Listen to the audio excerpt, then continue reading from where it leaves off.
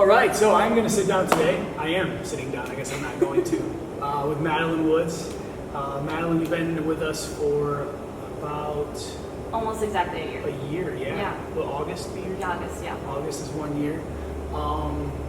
First, let's just tell me a little bit about your professional background, what you do in your current state. Okay, so currently I am a middle school teacher and a dive coach. And coaching is actually, really how I got into teaching and how I kind of figured out that I wanted to be a teacher, and I like working with young people in that way. So that's my current. How long have you been coaching? So I've been coaching since I was 18. I definitely ramped up. The first job I had, I was coaching at a country club, and my job was 8 and under wrangler. So my job was Wrangler is a great word for those. So my job, I would come and I was the second assistant coach at a country club, and I would help with the little kids and I would help coach the older kids. But at meets, my job was basically to make sure all the kids under 10 were in a line, knew what dive they were doing next. Yeah. Didn't run away, didn't cry, and if they messed up, telling them it was okay. And you went from doing that to deciding, I definitely want to do this professionally, work with young people. Well, yeah, it was definitely kind of it was a transition there because that was fresh out of high school was when I had my first coaching job, and then and I did that 3 summers while I was in college, Okay. and then also my sophomore year I started doing swim lessons through my swim and dive team. Teaching swim lessons. Yeah, because I was on the swim and dive team at Kalamazoo College. And we did this program called Swim for Success, where we gave swim lessons to kids in the community who otherwise wouldn't have them in efforts to reduce drowning. And I wasn't the best at it, and it was exhausting, and you had to get in the water at 7 p.m. at night after having already had practice that day, and we were always all grumpy about it, but I was always in a better mood after I did those lessons. And that was kind of that moment where I was like, maybe I actually do want to work with young people. Maybe this is something that I should pursue. How old were you then? So it was my sophomore year, so 19 or 20. That's pretty, I think that's really self-aware to be 19, 20 years old and be like, I'm grouchy, I don't want to do this. I did it. After I did it, I felt really happy. Yeah, so that was definitely a turning point. And then it was so the year after that, I actually started coaching for my coach because he had a club team in Kalamazoo. So I started coaching there 4 or 5 days a week, and actually started coaching higher levels of diving rather than just country club. We're just messing around. Yeah, trying to get points for our little league in Ann Arbor to actually coaching kids who were competing at the high school level and then at USA diving level and all that, and it just kind of spiraled from there. Awesome. Yeah. What was your experience like in competing versus coaching? It's definitely such an interesting transition, particularly since I was coaching and competing at the height of my college career. Okay. When I was at the senior year, when I was at the height of it, I was coaching definitely colored that. And it's competing, you're so focused on yourself. Sure. And you should be, because that's what you're doing. Right. And it's you're always looking at your coach for the magic words to make you not scared of messing up, and the magic words to make you hit that next dive, particularly for diving needs. It's a war of attrition in terms of mental, because other competitions, and obviously mental stamina is a part of all sports, but diving in particular, you're not doing the physically hardest thing you can do in practice, aiming close. Sure. You are for hours at a time having to stay in competition mode for 30 seconds. Yeah, of performance. That's insane. Mm-hmm. It's such a small window. Yeah, and that's one of the things that makes diving really exciting, because it's very volatile, and it's seriously you can have this crazy stuff can happen to even the most consistent people. Sure. Or the really inconsistent people can suddenly hit every single dive and beat everyone because they had that potential, but they never hit every single dive in a meet. So it's not like it's any sort of given. So as a diver, you're always looking for your coach to tell you the magic words or to make sure you're steady or to say these cool things, and you're very aware of how you are doing in relation to other people. And then as a coach, you're just trying to keep these kids calm. Yeah. And so it's this really weird tunnel vision into your own psyche and being I don't want to say that, like, wow, all my coaches were faking it, but, like, realizing that, like, you don't have the magic words. Right. And, like, all you can do is, like, try to bring out the best in that person at that particular time. And then as a coach, you have limited power in that. You're truly, I mean, not in a negative sense, but you're trying to just basically manipulate their emotions to get the best out of them. Yeah, and particularly when you're working with teenagers. Yeah, oh my gosh. Teenagers in high stress situations with something they really care about, which is really cool because, like, I'm also a teacher and, like, getting kids excited about English is That's probably tough. it's tough. But with coaching, if you're coaching at a competition, at least on some level, those kids really care. Okay. And so, but they're also young and limited life experience, and, like, it's so important and to them at that moment, but it's also like realizing that the moments that you fail are also important, and like how to bounce back. Like, I always make it a point when I'm always so proud of my kids when they bomb a dive, and when you bomb a dive in a meet, you have two options. You can either let it ruin the rest of your meet, Sure. or you can bounce back. And bouncing back for me looks like a couple different ways. It could be you hit your next dive and have a great rest of your meet and it doesn't impact you, or maybe you don't have a great meet, but you just stay a good sport and stay consistent and keep going, you don't give up, right? And I always tell those kids, those are the kids I'm the most proud of. When something went wrong at the beginning and they don't let it get to them. Yeah. Like, as a coach, I'm much more concerned that I'm helping young people become, like, resilient adults who can, like, roll with the punches rather than making the best divers possible. That's an incredible outlook and just great thing to be aware of. Yeah. Is realistically, very, very, very, very, very few of us are going to be any kind of professional athlete. So what can we do in the moment to help you in the rest of your life? Yeah. That's so huge. And I think resiliency is just so, it's under-discussed, and I think it's undervalued until you need it. Yeah. You know, like people, parents are guilty of this, coaches can be guilty of this. They want to keep their, you know, their little ones safe.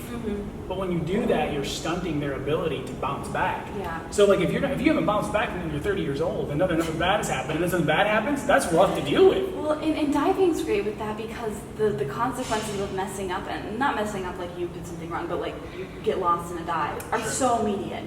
Yeah. It's so scary, but also usually not that damaging. Like, I don't know if you've ever smacked off a height,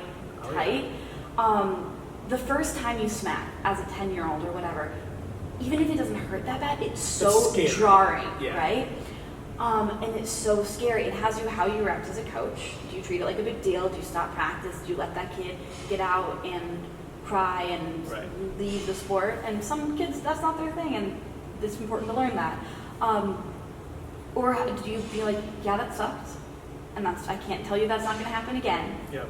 But I can tell you that you're going to learn from this. Yeah, but now I've done it. You know how bad, like, this is the worst thing that can happen, and we've already faced it. And then, let's go. And there's those legendary smacks that if you stay in the sport long enough, that every single diver has the story of that smack that, like, rocked their world and mentally challenged them and caused issues. But, like, those stories are also really important because they wouldn't have gotten to that really tough moment if they weren't able to, or through that tough moment if they weren't able to, like, remember all those smaller moments that led up to that. Well said. So it's really interesting seeing, like, the first time a kid smacks and they're freaked out, and then they're learning a new dive and they just smack over and over and over again, and yeah, it hurts, but it's just like pushing through, like, the end of a really hard race. Like, that pain is part of that process. And yeah, like, my goal is not to give all my kids, like, injure them, but it's like, you do it to a certain extent, get used to it, and it's so much about how you perceive it that, like, how much that jars you. Yeah. Let's rewind for just a quick second and tell everyone, so we just talked about, like, basically your teacher, coach also, talk about coaching. Let's rewind before that and tell everyone a little bit about your background, maybe as a child, and some of your swimming background, how you got to be a coach. Okay, so I started pretty young as a gymnast, and gymnastics, especially for young kids, is such a cool sport because it, like, allows you to use your entire body, and allows you to do dangerous things in a safe environment and, like, be risky. And then during that, like a lot of other kids, I played soccer. I was on the local swim and dive team at the pool across the streets. I would just walk across the street and swim for an hour in the morning in the summers. I did synchronized swimming through that same pool. But mostly it was gymnastics when I was younger. And then, like, and I was I was never the most competitive, but I was, by the time I was in 5th grade, I was doing about 20 hours a week plus school. And then the summer after 5th grade, all the girls I had come up with, they were all invited to do 5 days a week of practice, and I was only invited to do 4. So I was not invited to do Friday practice. And I was falling behind, and I was sore all the time, and I remember having this thought as an 11-year-old, I wish I could just break my arm so I wouldn't have to choose to quit. And then, like, I took 2 weeks off because my entire family went to Ireland to visit my dad's entire side of the family. So Awesome. all of his brothers, all of my cousins, we got to see where my grandma grew up. It was very cool. And while I was there, I just had this realization that, like, life was so good without gymnastics. And that was really formative because, like, there's so many memories I have from that period of my life. And again, I was really young, but it was like, I remember we were driving to our sister gym, and our coach was picking out floor music for everyone in the car but me, like individual floor music. And now that I look back, like, this coach, and I loved her. She was a great coach, but she was probably like 23, 24. So, like, around my age, like, still pretty young. Yeah. But, like, as a kid, having someone I really admired, like, pick out music for every single other person in the car, like, oh, you're going to be skilled enough to have your own floor routine and your own music, was a really shocking moment. And to that person, like that, so as a coach, that always, like, I always think back to that moment. Like, how am I, like, what am I saying? Your moment of adversity. Yeah. Your big smile. Yeah, so, and then I quit, and I was 11, and I was fine, and I tried golf, and I tried cross country, and I was awful at it. I was so bad at it.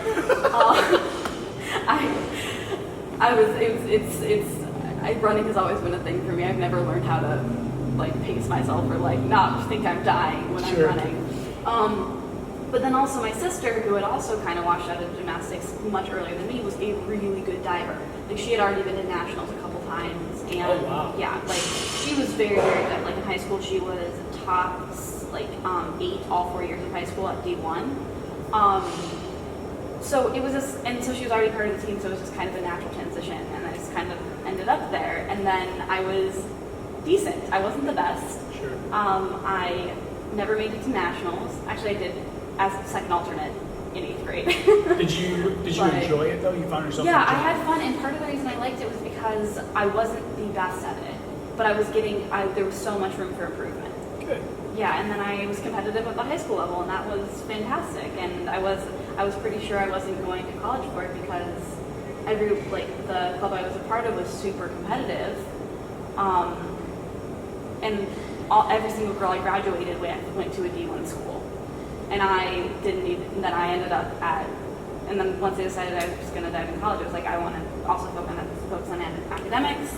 I could dive D1, but I would never be competitive. So I ended up at Kalamazoo College, which is a D3 school. And it was one of the best decisions I ever made, both, like, academically and being able to still dive for, like, 4 more years, and all the coaching opportunities I got through it. I'm so impressed with your self-realization at such a young age. Maybe it's because I'm a male, like, we're just not there. You know, like, I feel like so many of our decisions, my decisions at least as a young person, that's such a well thought out approach. And I think there's a lot to be taken away for young people, if anyone's watching too. Like, you may have felt like a small fish, but you were in a very big pond. Like you said, every girl on your team had the opportunity to go D1. Yeah. And regardless of sport, that's very rare at any school. So, you know, I've seen both sides of that coin. I've seen kids who were never good enough to start on a football team, but were still good enough to play in college because the rest of the team was so good. And I've seen kids who were local superstars who aren't good enough to play D3 because you're a huge fish in a very tiny mud puddle. And I would always, like, given the choice, I would choose your route. Yeah, and it was weird. It was a weird experience because, like, in high school, like, diving was obviously, like, I was spending 20 hours a week on it, so obviously it was a huge part of my identity. But I was also, like, a huge nerd. So, and I called myself an adjacent theater kid. Like, if I would have been a theater kid had I not been spending so much time diving. And all my friends were theater kids and band geeks and whatever. So it was never, like, it was a huge part of my identity, but it was, like, never how I was defined by my peers until college. And then I got to, like, again, Kalamazoo College, and suddenly my freshman year, I made it to regionals, almost made it to nationals. I broke, like, 3 school records. And it was like, wait. You're a diver now. Yeah, like now I'm a diver. Now this is my part of my identity. And that was kind of a double-edged sword because it was great and it was super fun and I loved it. But also, like, then, like, I missed being, and I got so much out of it. Like, I got to go to nationals twice. I was All-American, honorable mention once. I was second on 3-meter at our conference meet 4 years in a row. That's awesome. Which I'm still a little salty about because I was so close to first. Was it the same twice. person to beat you all? No, okay. it was my freshman and sophomore year. It was a girl who was a junior and senior, and she actually ended up winning 3-meter at nationals her senior year. And I knew her, and that was an amazing moment because it was her last meet, and she was crying. And that was a great moment. So she wasn't like she was for it. There was another girl who was my year who beat me on 1-meter those first 2 years. And then I beat her on 3-meter those 2 years. And every drill meet, we just flip-flopped. We we're all back and forth. And like I was saying, like with diving, like you have the powerhouses and you have the people who are super consistent. Sure. She was a powerhouse and I was super consistent. So when she hit her dives, it was big. Yeah, when she hit her dives, I couldn't catch up with her. But like I was also, when I was hitting my dives really well and she bombed one. Sure. Then I could, like it was, and both, like you can argue which one's better, but it's like, we went back and forth. And then junior year, I got second both. She beat me both times after our other, they were both named Sarah. The other Sarah graduated. And then the senior year. Gosh, the same name even? Yeah, senior year, actually what happened was,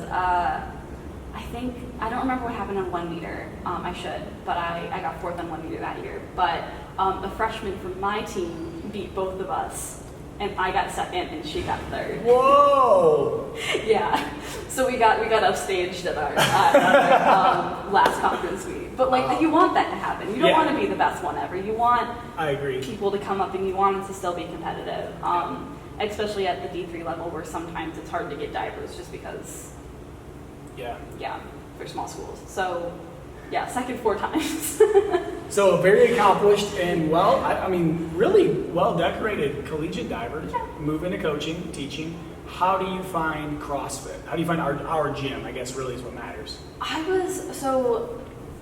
Now I'm 2 years out after graduating, and the year after I graduated, I was in grad school to become a teacher because I didn't major in that in undergrad.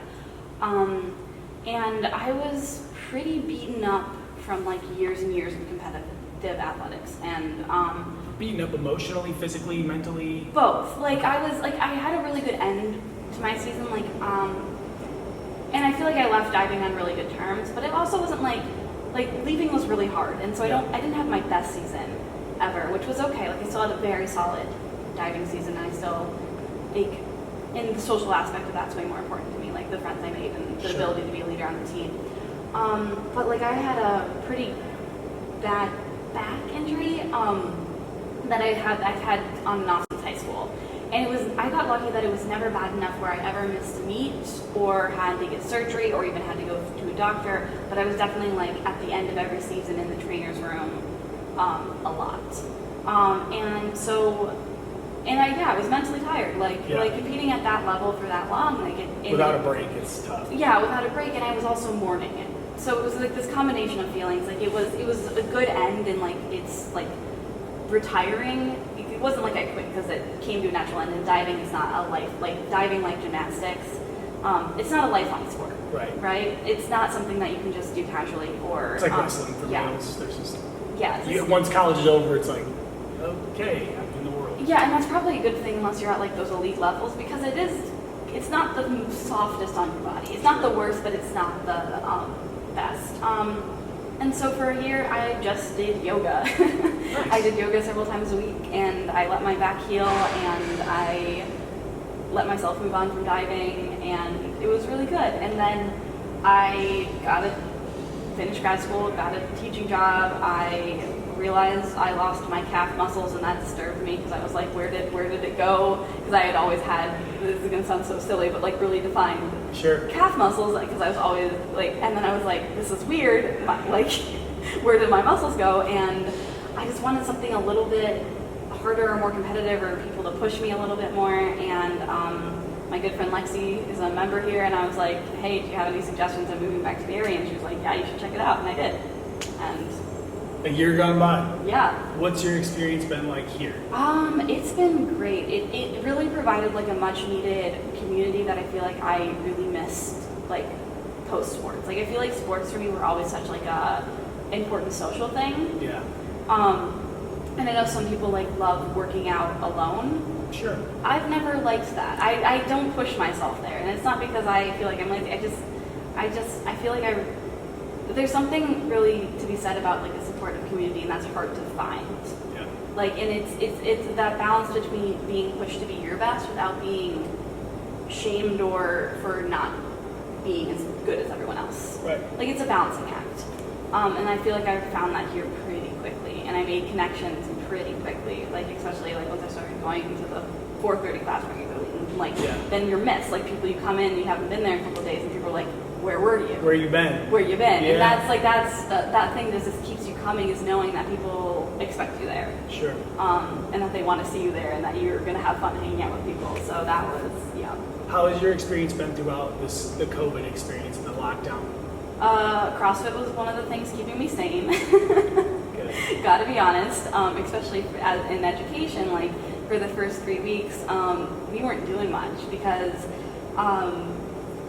particularly in my district, they were like, we can't really send out anything because not all our kids have equal access to technology, so it's unfair.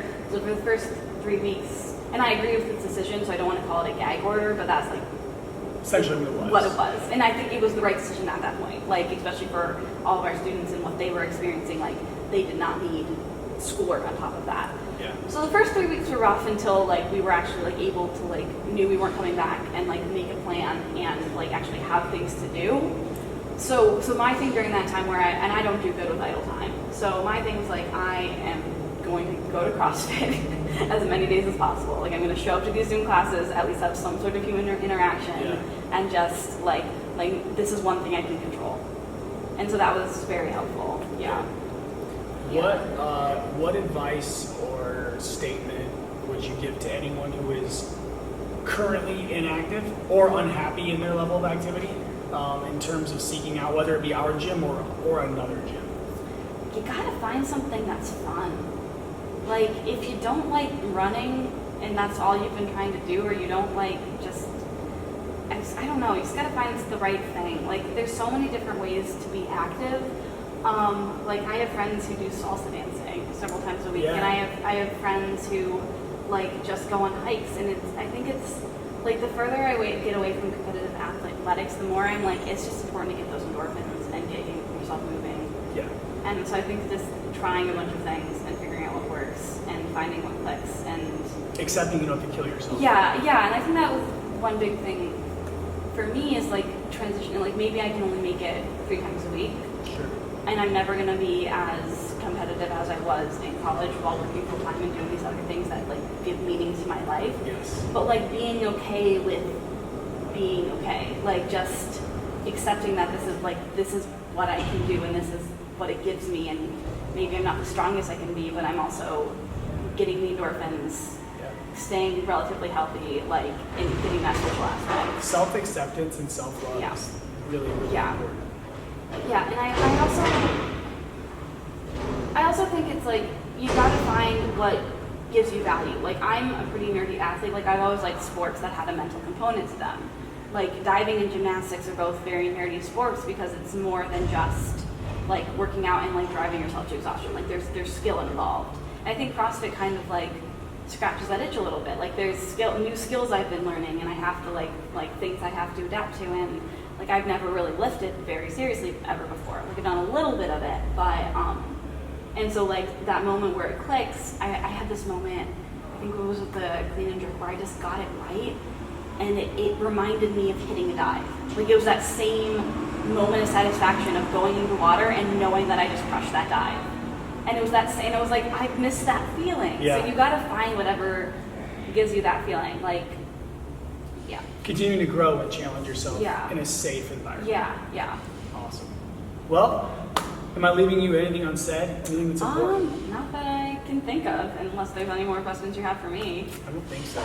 We'll see what happens, I guess, at the gym and what our future looks like here as we're everyone watching. And I guess you guys will be delayed, but it's been a pretty squirrely 3 days, so we'll see what happens. But, well, thank you so much for making time, coming in and hanging out today, and thank you guys for tuning in. I'll see you next time. Thank you for having me.